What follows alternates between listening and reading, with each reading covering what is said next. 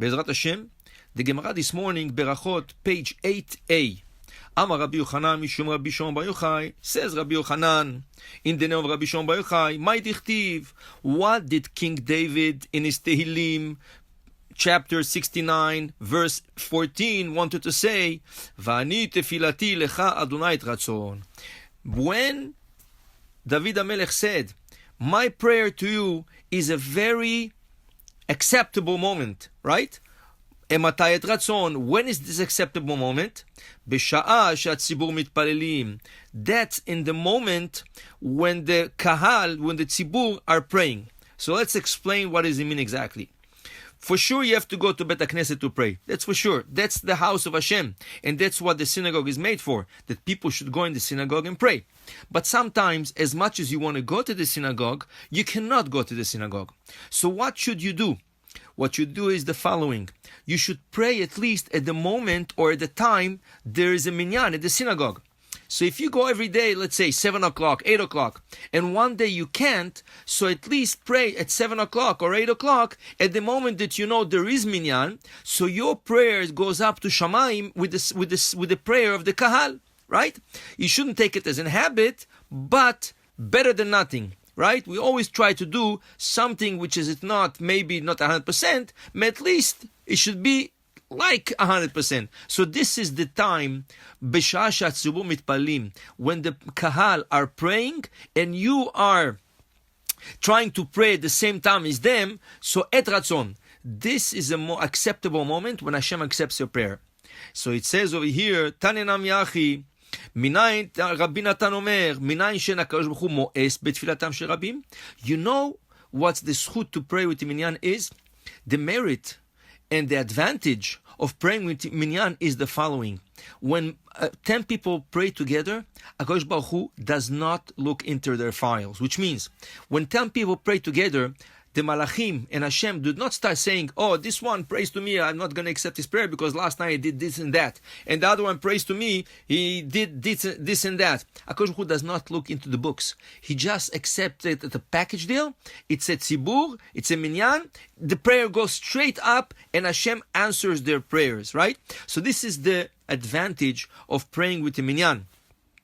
So the same thing, if you pray at the same time as a minyan, right? Even though you don't pray in the minyan, but you pray in the same time as the minyan, so HaKadosh Baruch Hu puts your prayer into this basket of tefillah b'tzibur, and He accepts it, right? And how do we know that HaKadosh Baruch Hu does not put away at tefillah of rabim, of a minyan? Sheneimar, en el kabir velo im'as. And that's why in a minyan, everybody is acceptable. We call minyan tefillah betzibur. What does tzibur mean? How do you write the word tzibur? Tzadik bet resh. Tzadik represents tzadikim. Tzadikim start with the word tzadik. Bet is benonim. Benonim starts with the word bet. Resh, reshaim, even wicked people. To tell you, in a minyan, you can have tzadikim, you can have benonim, middle class, practicing Jews, and you have like reshaim, people that from times to times, but they do averot, but they come also to the synagogue. HaKadosh Baruch Hu takes all of them. He says it's a minyan. He puts all the prayer in a big basket, and He accepts their prayer, and without looking at each one individually, as if somebody prays individual and he doesn't pay attention to the time he prays at any time he wants. So then HaKadosh Baruch Hu, maybe the Malachim were going to say, okay, let's see, before answering his prayers, he's asking parnasah for the day, he's asking to be successful on this business deal, he's asking for refuah shlema. First, let's check who he is. Let's first check if he has enough of merits. That's the disadvantage of praying by yourself. So if you have to pray at home or anywhere, you're on a trip, or anywhere that you cannot go in minyan, try at least to pray at the time where there is minyan. Now, it says over here that somebody has a synagogue in his city. If you have a synagogue and you don't go into the synagogue to pray, from times to times at least, this is called a bad neighbor. Means, what's a bad neighbor? A neighbor that you even don't say good morning to him. At least know your neighbor, who he is. You don't have to knock on his door every day, but at least you know who's your neighbor, you know him by the face, and from time to time when he comes out from he pulls out from the garage, you go over to him, oh, hi, good morning, how are you doing today, right? Or if you see him in the backyard, you can say hi to him, but if you have no connections to your neighbor, he's just next door, this is called shachen ra. This is a bad neighbor. This is not something you can connect with, right? Now, the Gemara says, Amru le Rabbi Yochanan, ikasav beBavel.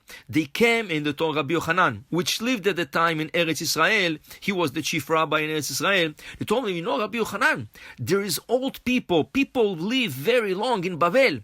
Tama ve'amar, he said, he's astonished. He says, it's impossible. Because it says in Kriyat Shema, Le'ma'an irbu yemechem v'imei v'nechem ala adama. It says, in order that Hashem prolongs the day, ala adama. And what's adama? Adama is Admat Eretz Israel. It's the land of Israel. So how is it possible that in Bavel people live longer? So they told Rabbi Yochanan, you should know, in Bavel they have a good custom. They go early to the synagogue in the morning, and they stay late at night. After Arvit, they stay to study also. They stay late at night, and they go to Mincha, Arvit, and Shiur.